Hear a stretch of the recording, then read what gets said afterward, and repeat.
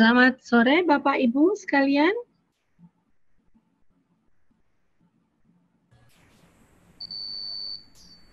Selamat sore Bu Icin. Videonya Halo. Kelihatan.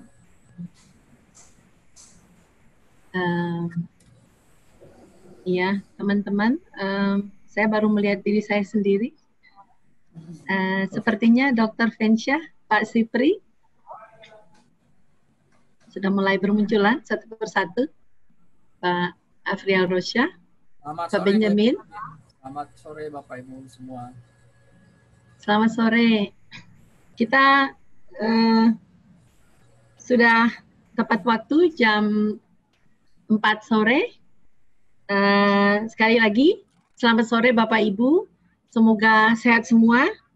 Terima kasih sudah bersama kami sore hari ini dalam seri pertama dari seri webinar yang bertujuan memberikan informasi tentang COVID-19 ke sektor swasta, yang kami harapkan dapat menjadi pedoman dalam menghadapi krisis yang mengancam kehidupan, kesehatan, juga kelangsungan usaha. Seri webinar ini terlaksana atas kerjasama antara UNDP Indonesia dengan Kementerian Koordinator Bidang Perekonomian sebagai National Focal Point Business dan HAM, Indonesia Global Compact Network (IGCN), Kamar Dagang Indonesia (Kadin), dan Clue aplikasi Smart City. Dan untuk jadwal serta topiknya akan dapat diakses di situs kami. Bapak Ibu sudah hadir bersama kami sore hari ini. Bapak Christoph Bahwe, Resident Representative UNDP Indonesia, Bapak Benjamin Sihombing, TB Program WHO Indonesia, Dr. Gigi Fensha Sitohang M. Epid, Direktur Surveillance dan Karantina Kesehatan Kemenkes, Bapak Afrial Rosha, Direktur Peringatan Dini BNPB, Bapak Siprianus Batesoro, Head of Democratic Governance and Poverty Reduction Unit UNDP Indonesia. Saya lihat sudah hadir banyak peserta. Terima kasih banyak sudah hadir, datang dari berbagai pelosok tanah air. Ada dari kementerian lembaga, Pemda, kabupaten, kota, juga ada perwakilan dari PBB, unit-unit di PBB. Luar biasa, semangat dalam suasana COVID-19 dan juga bulan suci Ramadan, kita tetap semangat hadir. Kita akan segera mulai, tapi sebelumnya saya persilahkan Bapak Christoph Bahwe, Presiden Representative UNDP Indonesia, untuk memberikan kata pembuka. Pak Christoph, saya persilahkan. Terima kasih banyak Ibu Josephine.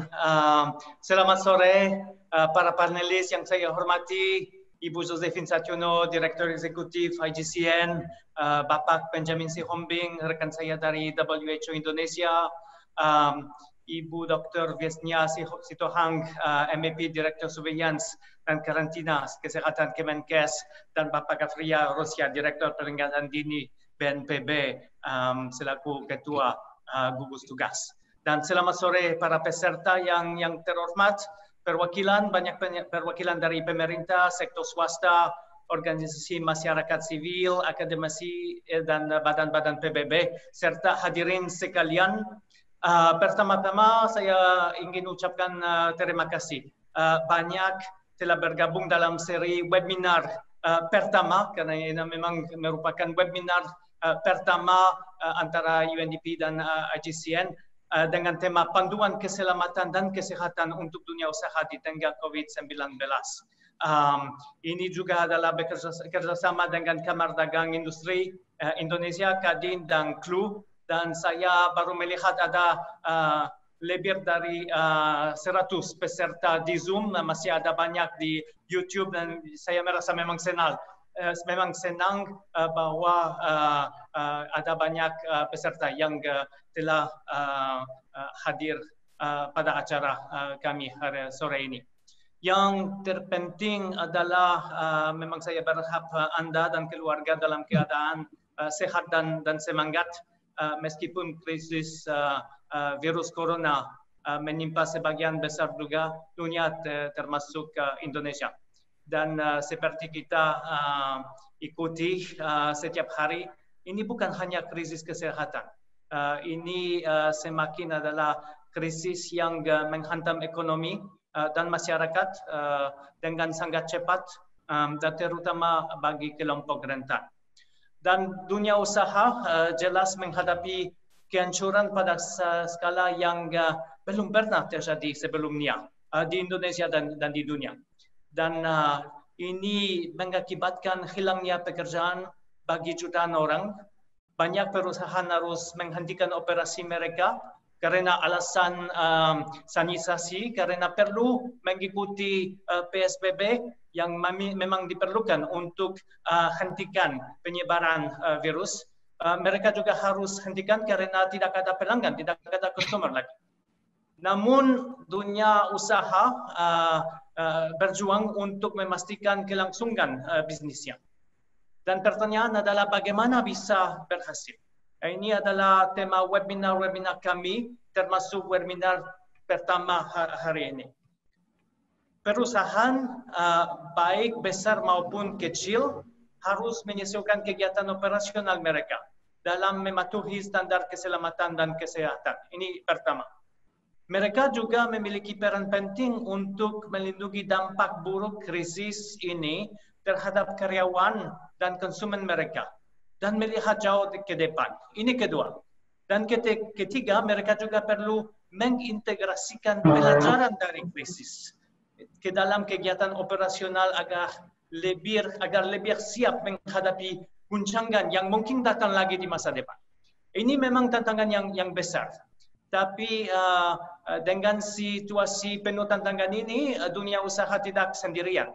Dalam kondisi yang buruk seperti saat ini, berkumpul bersama seperti yang kita lakukan sekarang, dan menjalin kemitraan adalah nilai istimewa.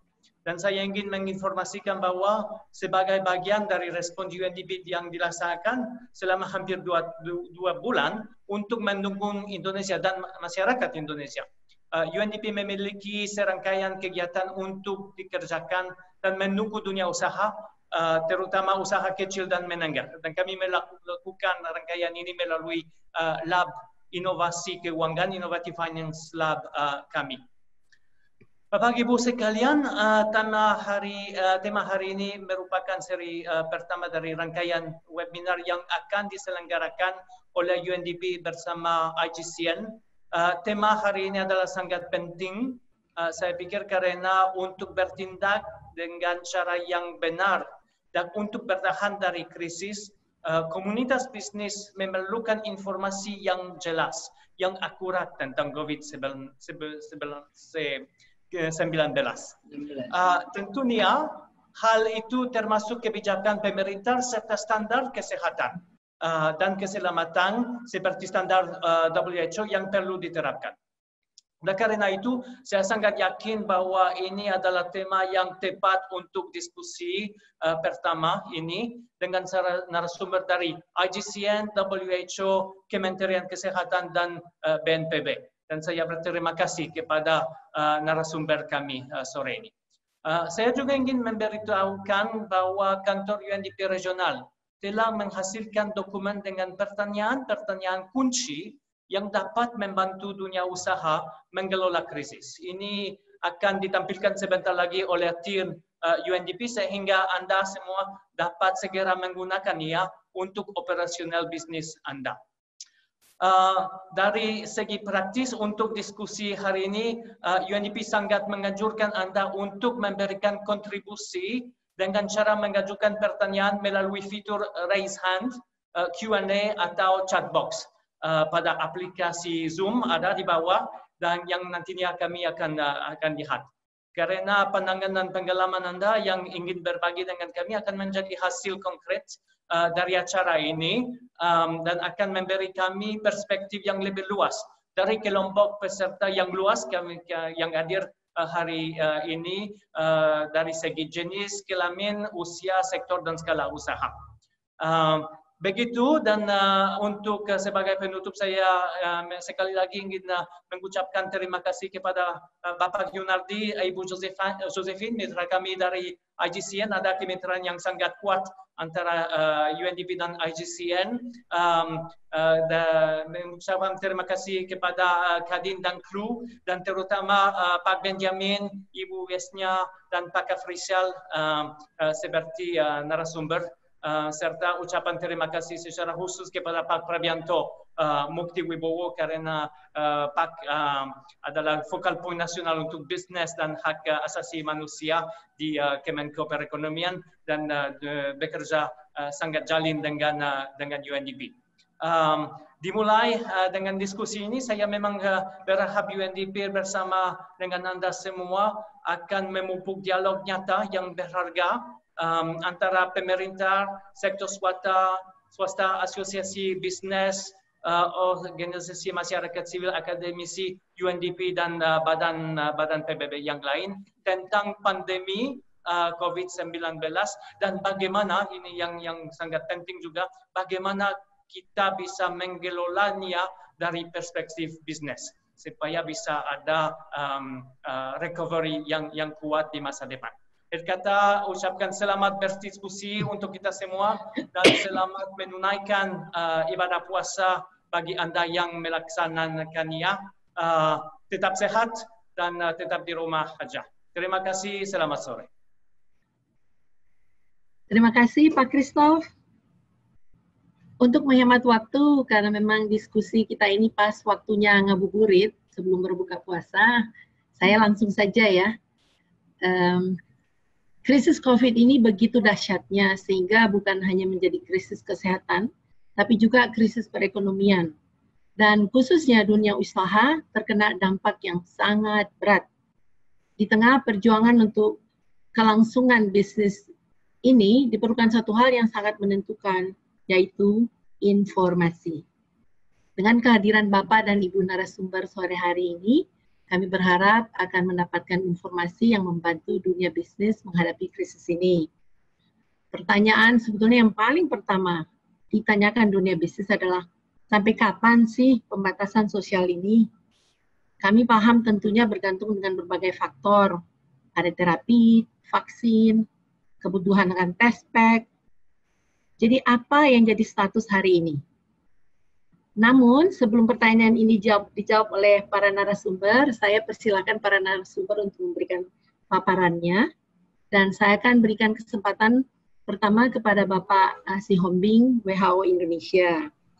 Saya ingin mengingatkan bahwa kesempatan panelis untuk membawakan materi masing-masing itu antara 5-7 menit, mengingat waktu kita yang memang sangat terbatas. Baru kemudian saya akan bertanya sesudah Bapak Ibu memberikan paparannya. Saya akan mulai dengan Pak Sihombing. Biasanya dipanggil Pak Ben ya. Pak Ben, ya. Monggo silakan Pak Ben. Baik, tolong slide-nya. Terima kasih sebelumnya untuk Pak Christoph yang sudah membuka dengan baik acara online seminar kita ini. Saya menyangka Pak Christoph ini orang Indonesia asli begitu, sangat fasih bahasa Indonesianya. Baik, saya akan mulai dengan materi panduan bagi sektor swasta untuk standar tindakan kesehatan dan keselamatan kerja. Next. Ya, Bapak Ibu, advice umum WHO untuk COVID-19 ini ada 3 hal berikut ini. Apapun yang saya sampaikan nanti beberapa slide ke belakang, itu akan semuanya bermuara kepada 3 hal ini. Yang pertama adalah physical distancing, hindari kontak jarak dekat dengan orang yang menderita infeksi saluran nafas. Yang kedua, bersihkan tangan, hand hygiene. Yang ketiga adalah respiratory hygiene atau etiket batuk, yaitu menggunakan masker ketika kita punya gejala. Next. Ringkas saja mengenai COVID-19, penyakit ini adalah penyakit infeksi yang disebabkan oleh virus baru. Saya harus garis bawahi virus barunya, yaitu SARS-CoV-2, sehingga informasi-informasi nanti yang akan disampaikan baik oleh kami WHO, saya yakin juga oleh teman-teman yang lain, adalah berlaku untuk hari ini. Jadi informasi, studi, penelitian terus-menerus dan aktif sekali meneliti tentang COVID-19 ini, sehingga informasinya bisa berubah, bisa diupdate beberapa hari atau beberapa minggu yang akan datang. Jadi ini adalah virus baru di mana penelitian data-data masih akan terus datang dan terus diupdate. Dua hal poin terakhir yang ingin saya sampaikan adalah bahwa penularannya sampai saat ini adalah lewat droplet, yaitu cairan saluran nafas yang keluar lewat batuk, bersin, dan ketika berbicara. Dan yang kedua adalah lewat menyentuh permukaan atau benda yang mengandung virus, yang ketika tadi dibatukkan, dibersinkan, itu lengket di meja, lengket di kursi, lengket di HP, kemudian tangan kita menyentuh cairan tersebut yang mengandung virus, kemudian menyentuh wajah kita, sehingga kita terinfeksi. Jadi untuk sampai saat sekarang ini, transmisi yang kita pahami dari WHO adalah transmisi lewat droplet dan lewat sentuhan. Next. Kebersihan tangan, saya pikir ini hal yang sudah hampir semua tahu, sosmed juga sudah bilang semua tentang ini, tetapi saya mau tekankan begini, tangan adalah alat utama kita untuk bekerja. Tangan adalah organ yang paling banyak tugasnya dalam pekerjaan kita sehari-hari. Sehingga cara terbaik untuk mencegah penyebaran kuman, apa saja termasuk COVID-19 ini, adalah dengan menjaga kebersihan tangan. Next.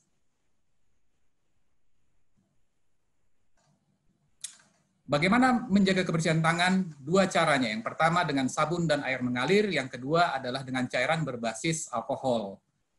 Apa bedanya? Ketika tangan kita terlihat kotor, tampak jelas kotor, kita menggunakan sabun dan air mengalir, lama waktunya 40-60 detik, tetapi ketika kita melihat tangan kita tidak terlihat kotor, tetapi itu bukan berarti tidak kotor, maka kita menggunakan cairan berbasis alkohol. Jadi kalau gambar itu sudah banyak mungkin tersebar di flyer, kemudian di tempat-tempat umum bagaimana mencuci tangan dengan sesuai aturan. Lanjut. Yang kedua adalah kebersihan pernafasan. Jadi kebersihan pernafasan atau etiket batuk adalah mengurangi penyebaran mikroorganisme, bukan hanya COVID, untuk semua kuman yang menyebar lewat infeksi saluran pernafasan. Next. Secara umum, tentu ketika kita batuk, bersin, tutupi hidung dan mulut dengan tisu, dan yang paling penting, segera buang tisu itu ke tempat sampah yang tertutup. Jadi jangan dipegang-pegang, jangan dikantongi. Kemudian kalau misalnya tidak punya tisu atau masker, kita bisa menggunakan flex elbow ya, tangan siku, kemudian kita batukkan situ. Ketika kita sampai rumah, baju harus masuk ke tempat cucian yang berisi deterjen. Kemudian yang paling penting lagi, kalau misalnya kita di tempat kerja, alat-alat bantu visual itu penting ada di kantor yang dilengketkan untuk bisa mengingatkan staf untuk menjaga kebersihan tangan dan juga menjaga kebersihan saluran nafas. Next. Next. Kita lewatkan saja. Bagaimana penggunaan masker untuk komunitas? Tentunya kita sama-sama ketahui bahwa pemerintah menganjurkan bahwa masyarakat juga untuk menggunakan masker dengan standar tertentu. Tetapi yang perlu kita dorongkan adalah masker adalah satu hal, tetapi kebersihan tangan adalah hal yang lain. Jadi ketika kita menggunakan masker, pastikan selalu, ini yang selalu menjadi pesan dari WHO, pastikan ketika sebelum melekatkan masker dan sesudah menanggalkannya, kita harus selalu mencuci tangan dengan bersih. Ketika kita memakai masker juga, itu bukan berarti kita tidak menjaga physical distancing. Physical distancing tetap harus dijaga. Next. Ya, kita akan masuk dekontaminasi. Dua hal yang penting di sana adalah pembersihan dan kemudian desinfeksi. Next.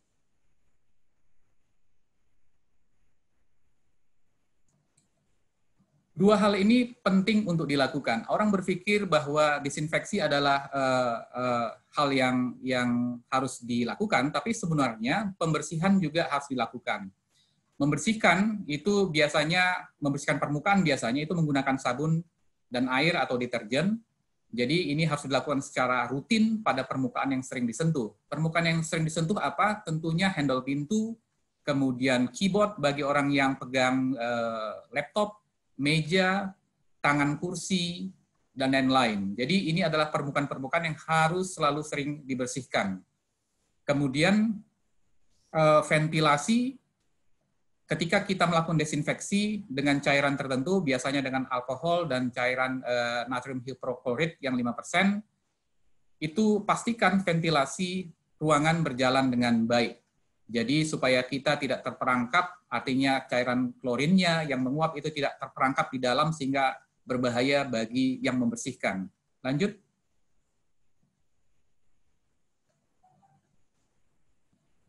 Ini adalah hal yang kemarin menjadi banyak pertanyaan di masyarakat, apakah cairan alkohol atau klorin itu bisa disemprotkan untuk membunuh kuman atau COVID-19 di dalam tubuh kita. Jadi jawabnya WHO dengan jelas menerangkan bahwa hal itu tidak diperlukan dan tidak direkomendasikan karena berbahaya bagi kesehatan ketika cairan tersebut spraying dalam bentuk aerosol tersebut masuk ke mukosa membran, mata dan mulut akan sangat berbahaya bagi kesehatan. Lanjut.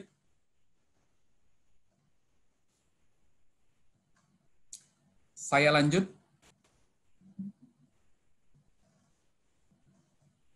Kemudian bagaimana kesiapsiagaan darurat di tempat kerja? Ini merupakan poin kesimpulan yang ingin saya sampaikan kepada Bapak Ibu ya pemirsa semua. Ini mungkin agak sedikit telat, tetapi ini juga bisa berlaku ketika kita nanti suatu saat akan mulai kembali bekerja di tempat kita biasa, yang saatnya masih belum bisa kita tahu kapan. Jadi memang harus ada satu rencana tentang apa yang harus dilakukan jika nanti ada staf yang sakit dengan dugaan COVID-19 di tempat kerja. Jadi rencana-rencana, kemudian SOP di tempat kerja, ini harus sudah ada, sehingga ketika nanti ada yang sakit terduga, kita tidak repot lagi, tidak sibuk lagi mencari bagaimana caranya, berapa lama, dan seperti apa. Kemudian dalam kondisi tertentu, mungkin dalam kondisi sekarang ini kita sudah mempromosikan teleworking, lewat teleconference, video conference, seperti apa yang kita lakukan sekarang ini memang merupakan cara untuk menghindari kontak dekat antara satu orang dengan yang lain. Kemudian yang ketiga adalah menyusun rencana kontingensi atau rencana kelangsungan bisnis, supaya ketika terhambat misalnya dengan PSBB, maka siapa yang harus bekerja, apakah bisa dilakukan lewat teleworking, kemudian pekerjaan-pekerjaan apa yang bisa dilakukan itu, kemudian jumlah staf yang mana yang bisa melakukan teleworking, mana yang tidak, itu juga sudah diatur, sudah dihitung. Kemudian pastikan rencana untuk tata laksana kesehatan mental dan konsekuensi sosial dari kasus COVID-19 di tempat kerja, ini sangat penting. Ketika kita direstriksi di dalam rumah, maka akan timbul masalah-masalah merasa stres, merasa cemas, bukan hanya karena penyakit, tetapi juga karena konsekuensi sosial ekonomi, itu juga bisa timbul. Sehingga pemberi kerja juga harus memikirkan bagaimana tata laksana kesehatan mental bagi staf. Kemudian patuhi restriksi travel, pergerakan, pertemuan besar dengan mengikuti rekomendasi dari otoritas kesehatan setempat. Lanjut. Ya, ini sekedar tambahan saja apa yang sudah saya sampaikan. Saya pikir ini slide saya terakhir. Terima kasih buat kesediaannya untuk mendengar.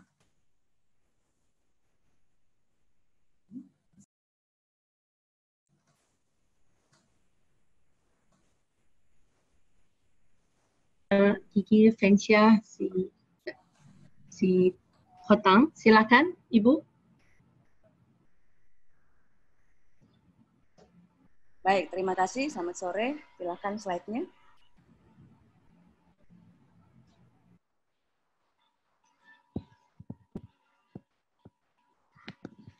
Ya, mencoba menyampaikan respon COVID seperti apa, baik itu di dunia global sampai di Indonesia.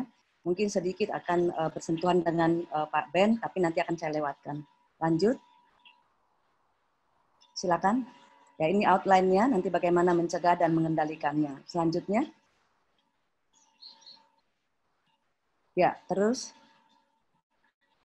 Selanjutnya. Ya, ini kronologis yang mengingatkan kita semua sejak 2019 di Desember adanya satu klaster untuk pneumonia di Kota Wuhan itu. Ini yang kita jalankan, yang kita ikuti, barangkali semua kita mengikuti update yang ada, sampai akhirnya tanggal 2 Maret Indonesia melaporkan kasus konfirmasi COVID, yang akhirnya juga kita lihat ditetapkan sebagai Public Health Emergency of International Concern, dan Presiden Republik Indonesia menetapkan sebagai bencana nasional pada tanggal 13 April kemarin. Selanjutnya, regulasi yang mengikuti, yang harus mengikuti banyak dikeluarkan, baik itu berupa Kepres maupun keputusan Kepala BNPB yang mengatakan ini adalah menjadi darurat bencana wabah. Kemudian PP nomor 21 menetapkan pembatasan sosial berskala besar sebagai respon kita untuk bagaimana menanggulangi COVID-19 ini, yang secara teknis juga dikeluarkan Permenkes nomor 9 untuk secara teknis untuk usulan daripada gubernur, bupati, wali kota kepada Menteri Kesehatan terkait pelaksanaan daripada PSBB tersebut, pembatasan sosial berskala besar. Slide. Demikian regulasi-regulasi yang lain. Slide. Ada pengaturan terhadap rumah sakit, terhadap laboratorium juga untuk dibuka secara luas kementerian, lembaga, dan rumah sakit untuk bisa memeriksa atau mengkonfirmasi untuk pelaksanaan ataupun pemeriksaan daripada PCR ini. Selanjutnya, slide. Ya, slide selanjutnya. Ini sudah diumumkan oleh Jubir, Direktur Jenderal Pencegahan dan Pengendalian Penyakit, setiap hari pukul 15.30 sampai jam pukul 16. Di Indonesia sudah ada, yang sebelah kanan itu adalah kasus yang ada di Indonesia, dengan 9.000. Sehari ini mungkin sudah hampir 10.000. Sudah 10.000 kasus terkonfirmasi dengan angka kematian hampir 800. Tapi kita sangat bersyukur melihat angka kesembuhan sekarang sudah lebih banyak daripada angka kematian yang ada. Selanjutnya. Slide. Ya, slide. Ya, tentu bagaimana menyikapinya. Ada 3 aspek, tentunya adalah bagaimana semua pintu-pintu masuk yang ada di bandara udara bagi pelaku perjalanan itu bisa dilakukan pencegahan untuk cegah tangkal daripada penyakit ini. Tentu juga mengikuti ketika masuk ke dalam wilayah, bagaimana kesiapan rumah sakit, bagaimana kesiapan laboratorium, bagaimana juga masyarakat untuk ikut berperan untuk mengikuti aturan-aturan yang ada, protokol-protokol yang ada. Itu dari sisi deteksinya. Kemudian bagaimana pencegahannya, tadi barangkali Pak Ben sudah banyak menyampaikannya, gerakan masyarakat hidup sehat. Kemudian kalau ada yang harus dikomunikasikan, komunikasikan lewat penyedia adanya call center yang ada, sudah cukup banyak, baik Kementerian Kesehatan, BNPB juga membuka untuk komunikasi ini, dan protokol-protokol kesehatan dan pedoman-pedoman yang ada, flyer-flyer media KIE juga banyak disebarkan lewat media sosial. Kemudian bagaimana respon kita ketika ada seorang yang memang terkonfirmasi menderita COVID-19, ini dilakukan terlaksana kasus, dan kalau ada yang kontak dilakukan penelusuran kontak. Selanjutnya. Slide. Ya, ini menyampaikan kepada kita semua apa yang dilakukan pada pasien dalam pengawasan, orang dalam pemantauan, orang dengan tanpa gejala, atau ada pelaku perjalanan datang dari negara terjangkit. Bagaimana tanda-tandanya, bagaimana menetapkannya, lalu pemeriksaan apa yang dilakukan, kemudian tindakan apa yang harus dilakukan, apakah dia harus dirawat di rumah sakit, apakah cukup dikarantina di rumah atau isolasi mandiri di rumah masing-masing. Selanjutnya, slide. Ya, saya menjawab beberapa pertanyaan yang masuk ini mengenai rapid test. Rapid test ini adalah dianggap sebagai screening, dilakukan pada orang tanpa gejala yang memiliki kontak erat dengan kasus konfirmasi, kemudian pelaku perjalanan dari negara terjangkit, kemudian hasilnya akan ada reaktif dan non-reaktif. Kalau nanti reaktif itu akan dilanjutkan kepada PCR. Kemudian tempatnya di mana? Ada di puskesmas, ada di tempat-tempat yang sudah ditentukan oleh pemerintah daerah setempat, tentu bekerja sama dengan gugus tugas yang ada. Nah, yang kedua adalah real-time polymerase chain reaction. Ini adalah golden standard yang confirm ini adalah PCR ini. Tes ini digunakan menggunakan hapusan atau swab hidung dan tenggorokan pada ODP dan PDP atau orang dengan hasil rapid test yang reaktif tadi. Tempatnya di laboratorium atau di rumah sakit yang sudah dilengkapi dengan alat PCR atau TCM. Lanjut. Next slide. Ya, kemudian siapa yang dirawat di rumah sakit? Kemudian adalah orang-orang yang memang memerlukan perawatan yang khusus, yaitu kasus-kasus yang berat. Kemudian rumah sakit rujukannya itu dilengkapi dengan ruang isolasi dan sarana prasarana lain, diantaranya yang membutuhkan ventilator. Saat ini juga ventilator yang lokal, buatan lokal, yang ada itu baru 2, yaitu dari ITB dan UI yang memang sudah lulus kinerja di Balai Pengamanan Fasilitas Kesehatan. Selanjutnya tentu masih ada tahapan-tahapan untuk sampai bisa digunakan, yaitu uji klinis di rumah sakit dan juga mengurus izin edarnya. Kemudian terkait vaksin, vaksin saat ini belum ada untuk COVID-19, masih dalam tahapan penelitian, ada yang masih praklinik, ada yang sudah masuk ke dalam uji klinis. Dan tentu banyak peneliti yang sedang bekerja di sana. Dan untuk pengobatan COVID-19, pengobatan yang spesifik belum ada. Ada saat ini kita dengarkan juga, kita ikuti perkembangannya tentang plasma terapi, namun saat ini itu masih dalam tahap penelitian. Selanjutnya, slide. Ya, ini pencegahan dan pengendalian di 2 level. Baik individu yang harus melakukan upaya kesehatan personal dan di rumah, juga adalah level masyarakat. Barangkali ini tidak banyak yang saya sampaikan, karena tadi sudah banyak disampaikan oleh Pak Ben, tapi slide tetap berjalan. Slide.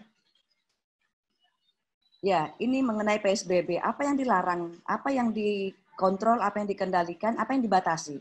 Tentu banyak hal yang bisa kita lihat dan kita pantau. Di sini sudah diatur di dalam PP 21 atau Peraturan Pemerintah 21, juga secara teknis dalam Permenkes nomor 9 tahun 2020. Slide selanjutnya. Slide, karena waktu sangat dibatasi. Ini bisa dibaca bagaimana apa saja peliburan-peliburan yang batasan-batasan yang memang diatur di dalam PP 21. Lanjutnya.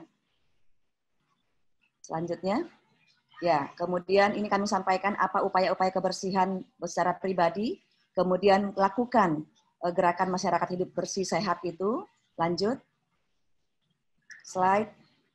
Ya, kemudian ini larangan tentu yang tidak boleh berkumpul dan sebagainya sudah disampaikan tadi untuk melakukan physical dan social distancing. Lanjut. Slide. Ya, stay at home, kita semua belajar, bekerja, dan beribadah dari rumah. Dan kalau ada perburukan tentang kesehatannya, gunakan telepon untuk layanan online yang sudah tersedia, maupun menghubungi dokter atau fasilitas kesehatan lainnya. Lanjut. Slide. Ya, menerapkan etika batuk dan bersin, tadi sudah disampaikan. Lanjut. Slide. Juga bagaimana, apa yang dilakukan kalau harus dilakukan isolasi mandiri dan karantina di rumah. Silakan slide. Ya, ini protokol dan media KIE lainnya tentu sudah banyak kami sebarkan lewat media-media sosial. Tentu untuk mengikuti perkembangan yang ada, bisa mengikuti website yang ada di Kementerian Kesehatan, baik itu di infeksiemerging.kemkes.go.id ataupun di WHO tadi yang disampaikan oleh Pak Ben. Mungkin demikian Bapak Ibu, terima kasih, saya kembalikan.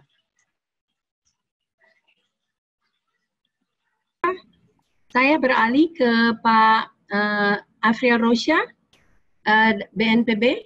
Pak Afrial, silakan. Baik, terima kasih. Selamat sore, Ibu Josephine, Bu Pensa, Pak Benyamin, dan seluruh yang hadir dalam webinar sore hari ini. Saya mencoba memberikan juga sedikit informasi terkait peran BNPB ya dalam sebagai ketua gugus tugas percepatan penanganan COVID-19. Lanjut slide. Nah, tadi sebenarnya sudah banyak disampaikan oleh 2 pembicara terdahulu. Saya mungkin barangkali lebih mengulang sedikit saja. Yang pertama yaitu ketika WHO menyatakan global pandemi tanggal 11 Maret 20 Dan itu sudah menyebabkan beberapa kejadian darurat wabah bencana yang terjadi perlu juga diantisipasi di Indonesia. Beberapa Kepres sudah dikeluarkan, yang di slide sudah terlihat banyak. Dan terakhir adalah Kepres tentang penetapan bencana non-alam. Kenapa harus ditetapkan sebagai bencana non-alam? Ini adalah dalam rangka memberikan kemudahan akses bagi semua kementerian lembaga, termasuk juga BNPB, khususnya adalah penggunaan dana on-call, dana siap pakai. Karena kami yakin mungkin tidak semua kementerian lembaga dalam hal ini tidak mempunyai dana yang cukup, terutama Kementerian Kesehatan yang menjadi sebagai ujung tombak leading sektor dalam penanganan COVID-19 ini. Nah, makanya perlu dikeluarkan Kepres tentang penetapan bencana non-alam. Lanjut.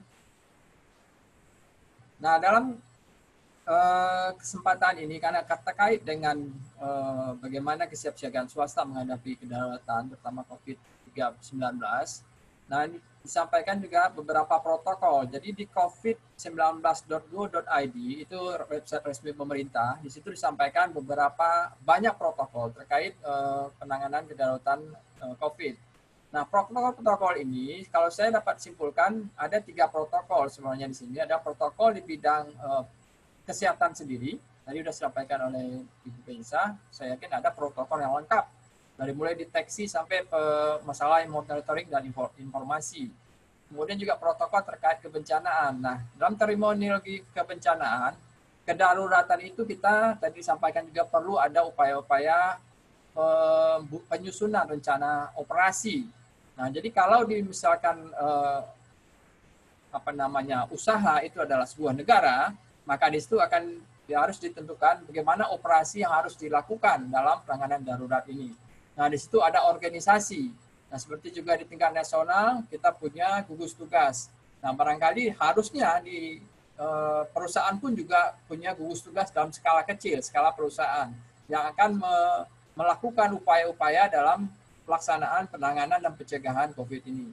Kemudian juga penyiapan dana dan alokasi dana kedaruratan yang kami biasa lakukan itu tersedia, yang dana siap pakai yang dapat seharusnya disiapkan oleh perusahaan menghadapi kemungkinan-kemungkinan yang terjadi dalam COVID ini. Kemudian juga protokol tentang perlindungan pekerja yang dengan memperhatikan protokol kesehatan yang ada. Sehingga di samping itu juga protokol penyediaan layanan informasi, edukasi, serta koordinasi yang penting antara perusahaan dengan instansi terkait, terutama dinas-dinas kesehatan di tingkat daerah.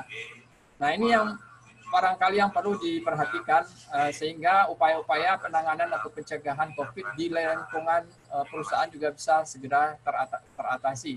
Lanjut. Nah, di dalam tadi disampaikan juga dari Bu Pensa ada rapid test. Bagaimana untuk mengetahui? Saya rasa mungkin ini domainnya dari dari kesehatan itu sudah disampaikan.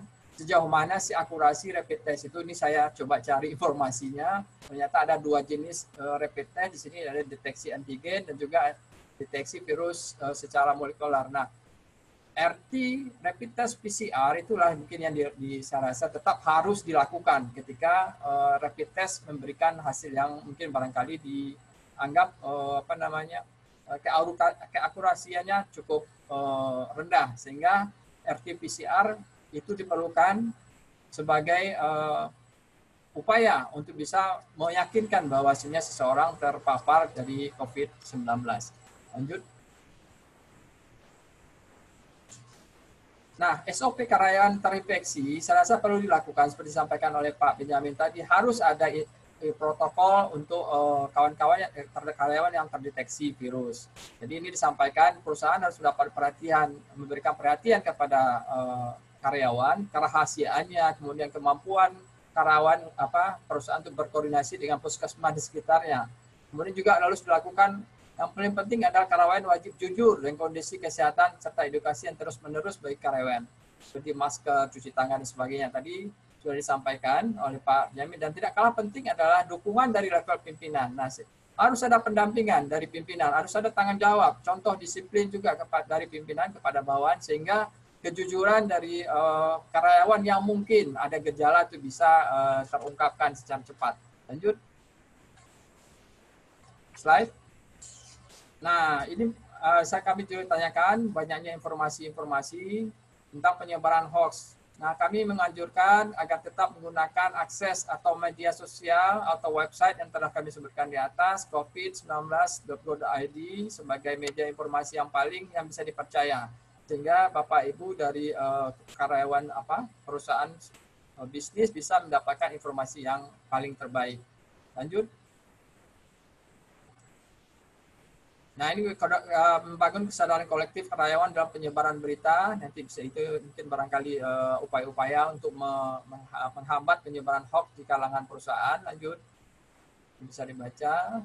Selanjutnya, para instruktur tidak mudik, barangkali itu perlu lagi didengungkan kembali bahwasanya para instruktur terkait kebijakan tidak mudik sangat-sangat menentukan. Jadi di sini diharapkan institusi perusahaan bisa memberikan dukungan terhadap kebijakan-kebijakan pemerintah, terutama untuk menghimbau atau melarang barangkali agar karyawan atau buruh tetap untuk tidak mudik. Lanjut. Nah, upaya jaminan jaring pengaman sosial karyawan itu juga perlu dipertimbangkan oleh perusahaan karena mungkin ada karyawan yang sudah tertular sehingga perlu upaya-upaya memberikan dukungan terutama dalam finansial sehingga karyawan juga merasa terlindungi oleh kebijakan-kebijakan yang diambil oleh perusahaan. Lanjut. Iya.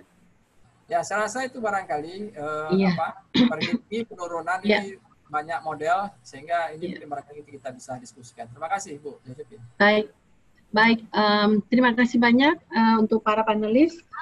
Waktu kita memang sangat pendek sekali ternyata ya. Saya ingin bertanya nih ke Pak Ben sebelumnya. Kalau bicara mengenai droplet, Bapak bicara mengenai droplet tadi. Droplet ini ada satu penelitian oleh seorang dari China yang menyatakan bahwa droplet itu ternyata ada yang memang yang berat dan ada yang ringan, yang dibilang airborne. Yang ternyata waktu dia mencek dinding-dinding dari rumah sakit, ada banyak yang virus-virus yang memang nempel di dinding. Jadi tidak semuanya jatuh ke bawah, gitu Pak. Ini saya kira suatu informasi yang sangat diperlukan di dunia medis, karena ternyata apa yang terjadi di Wuhan itu tidak semua nakes yang terinfeksi itu karena tidak menggunakan APD, tetapi justru pada saat mereka membuka APD, lalu kemudian terkena virus tersebut. Ini bagaimana sejauh apa nih ininya Pak penerapannya di Indonesia? Baik, terima kasih Ibu Josephine. Jadi saya akan jawab bahwa sampai sekarang menurut data kemudian banyak penelitian yang sudah direview oleh teman-teman di headquarters dengan berjejaring dengan para ahli di banyak countries, bahwa metode penularannya adalah lewat droplet transmission dan kemudian lewat kontak sentuhan. Mengenai droplet transmission itu juga bisa dua memang. Yang pertama adalah yang dengan butiran yang berat, kemudian yang ringan. Dan butiran ringan itu kita memang pahami terjadi ketika proses yang dinamakan aerosol generating procedure seperti intubasi trachea, kemudian tindakan resusitasi jantung paru dan lain-lain, itu memang cairan droplet yang ringan itu bisa keluar. Sehingga untuk tindakan-tindakan aerosol generating procedure itu kita memang menggunakan APD yang sesuai. Jadi kalau untuk yang biasanya kita pakai masker yang surgical, tetapi untuk aerosol generating procedure yang seperti saya sampaikan tadi, itu kita menggunakan APD masker yang lebih rapat lagi, yaitu N95, FFP2. Ya. Nah, itu adalah bagaimana dia tertular. Tadi menarik yang disampaikan oleh Dr. Josephine mengenai banyak penularan terjadi walaupun orang sudah pakai APD. Jadi ini memang betul sekali analisanya karena kita juga melihat bahwa dalam pencegahan pengendalian infeksi itu ada 8 pilar. Untuk standar precaution juga ada 8 pilar, dan APD adalah 1 pilar di antara 8 pilar itu.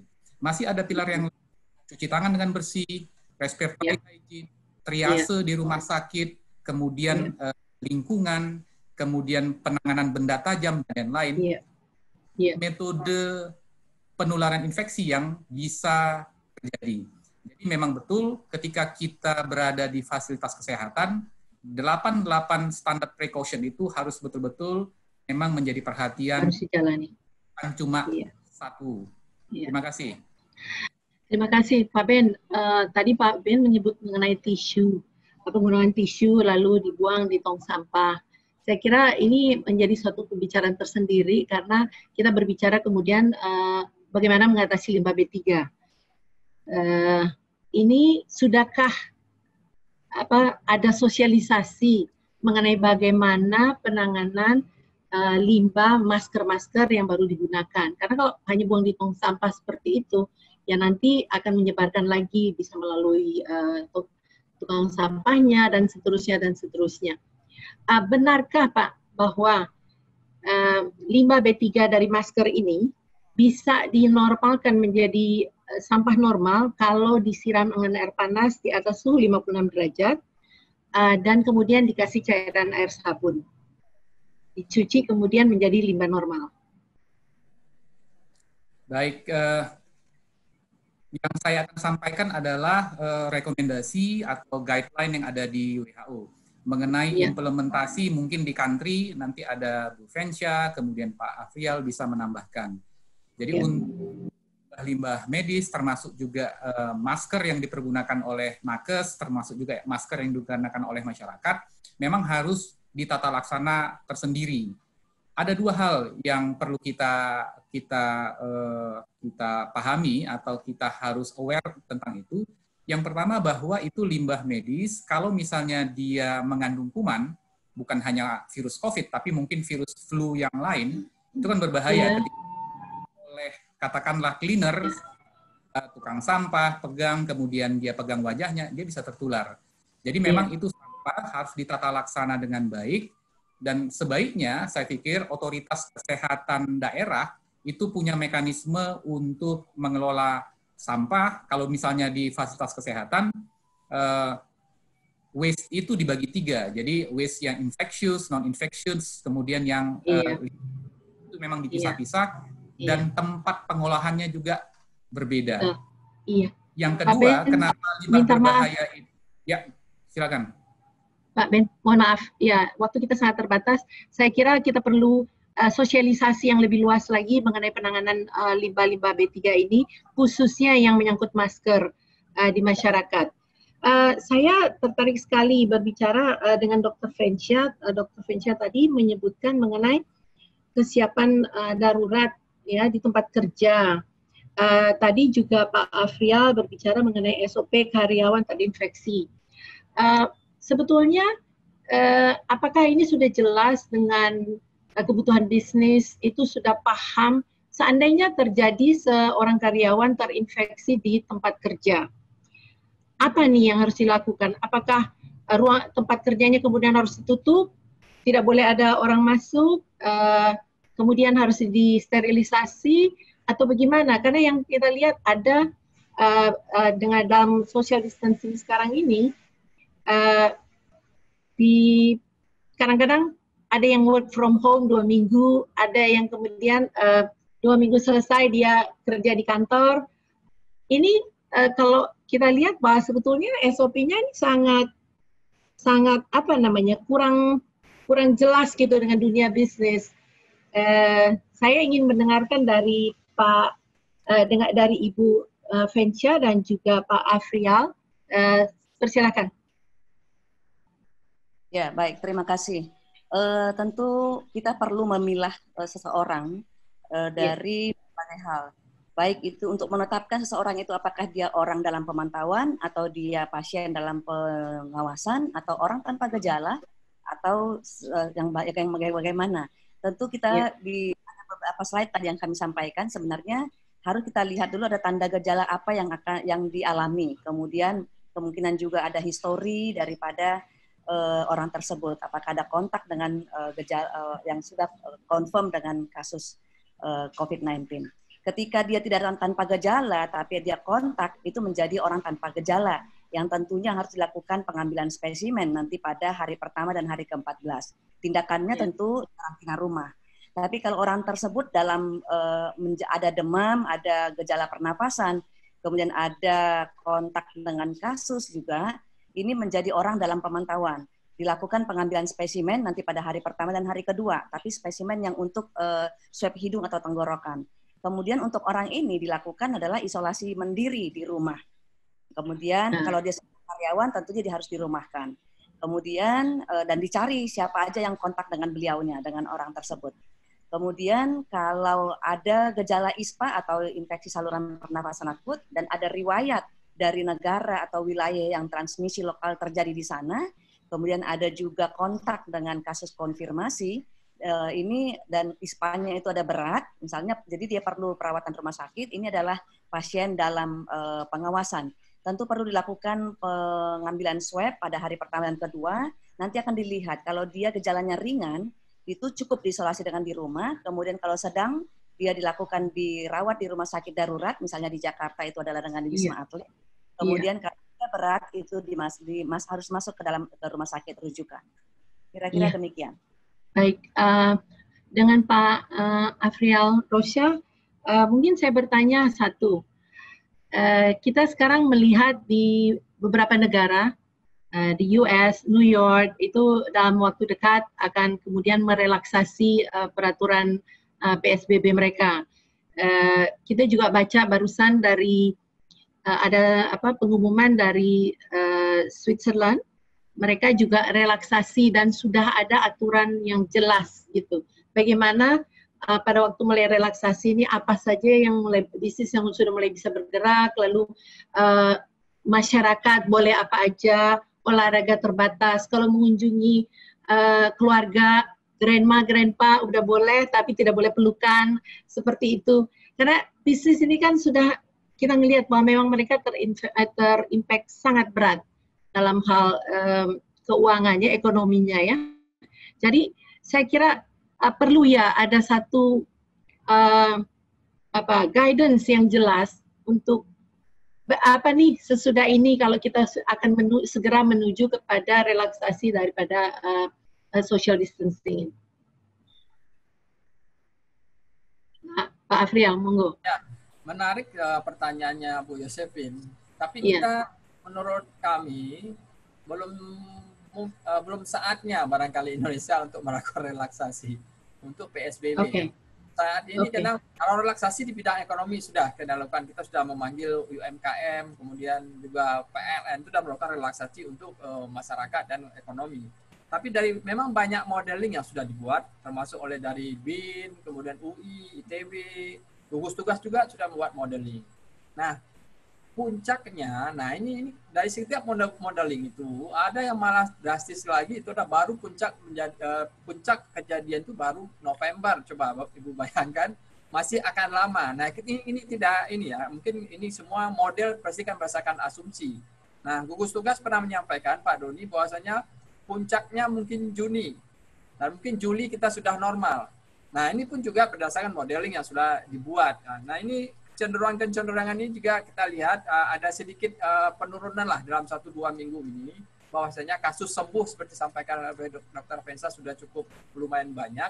Nah, sehingga harapan-harapan itu bisa dilaksanakan, bisa menjadi normal sesegera mungkin, dengan catatan yaitu tadi, kemudian kita bisa sukses dalam melakukan testing, jadi semakin banyak yang dites, itu semakin banyak kita tahu siapa yang terpapar.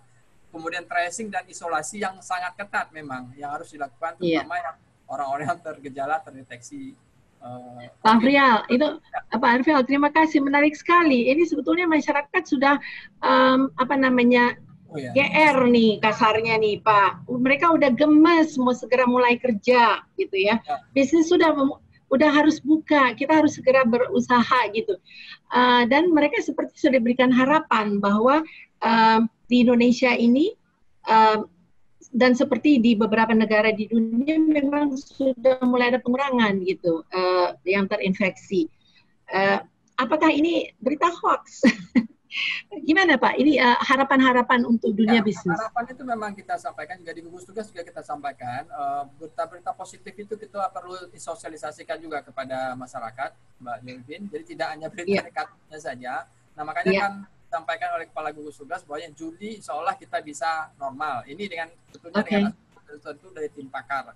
Dengan catatan itu social distancing dan physical distancing itulah bagian yang paling penting yang harus kita perhatikan dan kita itu lakukan di tengah masyarakat. Jadi masyarakat harus disiplin ya Pak ya? Ya, itu paling upaya-upaya yang maksimal yang harus dilakukan di masyarakat. Sehingga komitmen melakukan PSBB pun juga harus dilakukan dengan konsisten.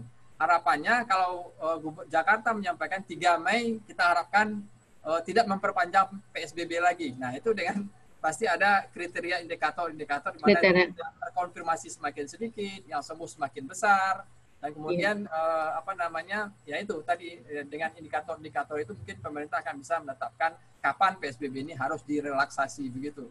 Iya, terima kasih banyak para narasumber semuanya. Saya kira dari pemaparan tadi sudah banyak pertanyaan yang bisa terjawab. Sangat singkat, ringkas, informatif sekali.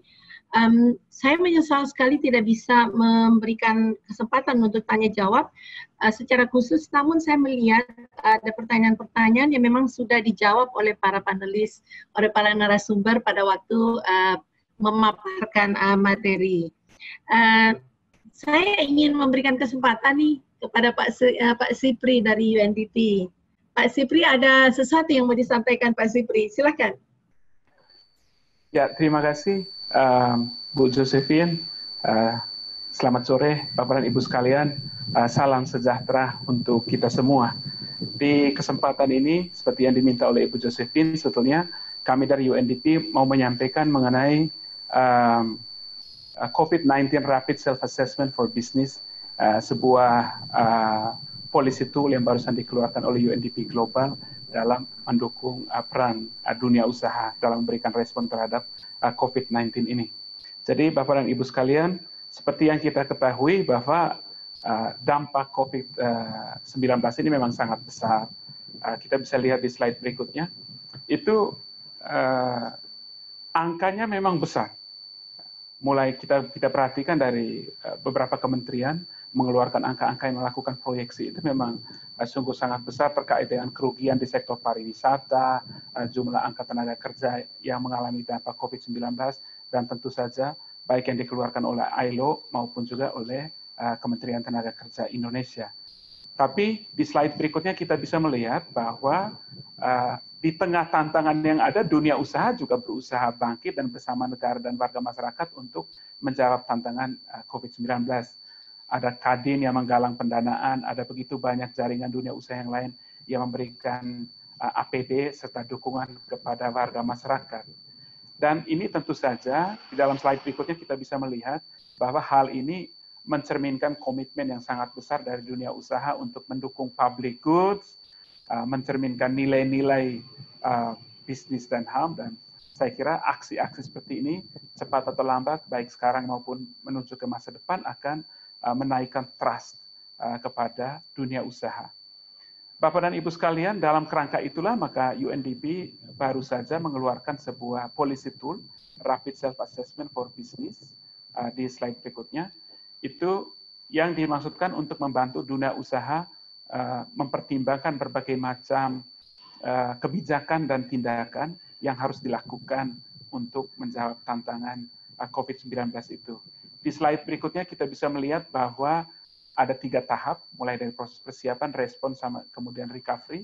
Dan di slide berikutnya kita bisa melihat dalam menjalankan kebijakan di 3 tahap itu, ada 6, boleh saya katakan, bidang khusus yang menjadi perhatian yang sejalan dengan nilai-nilai bisnis dan HAM, mulai dari kesehatan dan keselamatan kerja, hak-hak pekerja, lalu kemudian dampak usaha terhadap masyarakat dan lingkungan, komitmen untuk menjamin privacy dan mencegah stigma dan diskriminasi, serta kebijakan-kebijakan yang solid dari perusahaan dan manajemennya itu sendiri.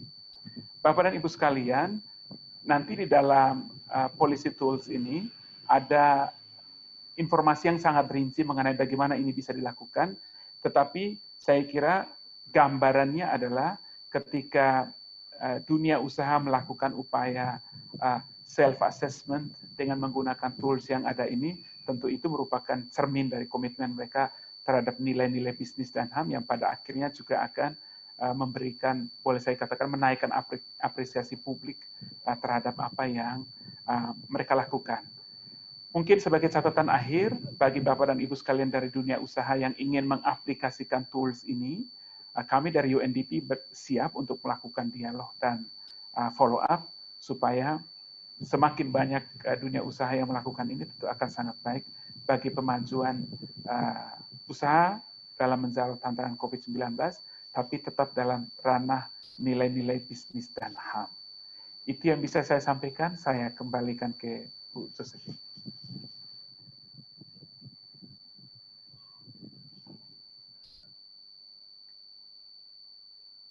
Bu Josephine masih mute, Bu.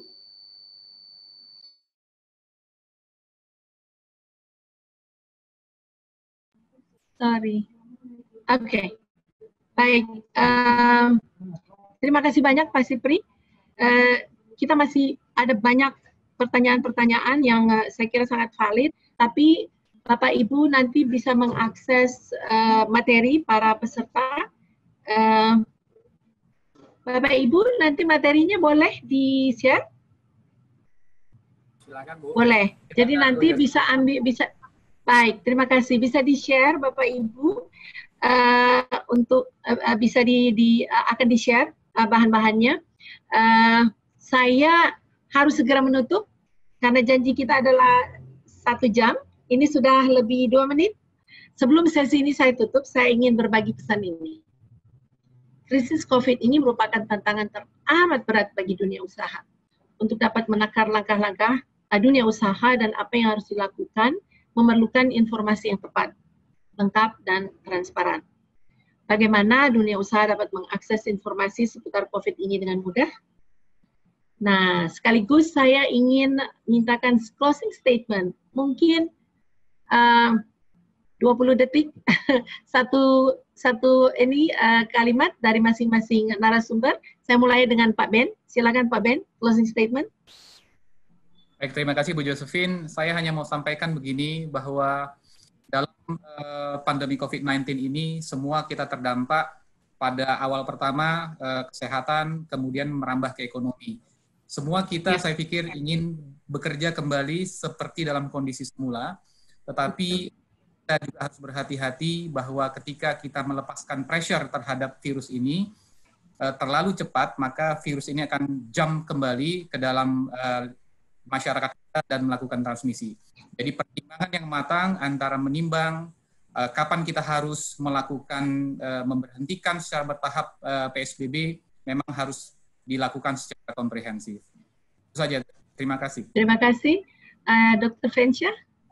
Ya, baik. Sebesar-besarnya, terdengarkah? Iya, terdengar. Ya.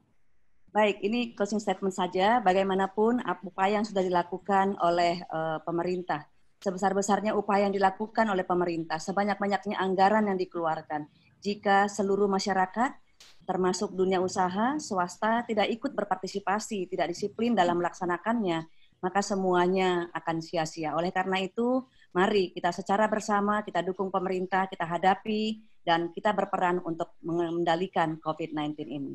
Salam sehat. Terima kasih, Pak Afrial. Ya, saya rasa sama dengan Bu Pensa, ini adalah tugas kita bersama.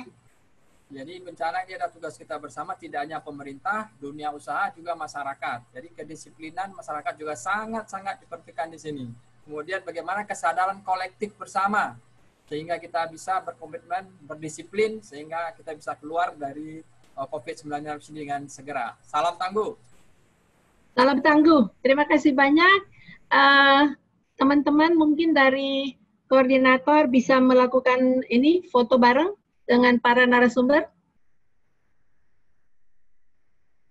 Bisa? Halo? Sudahkah kita foto bersama sebelum closing?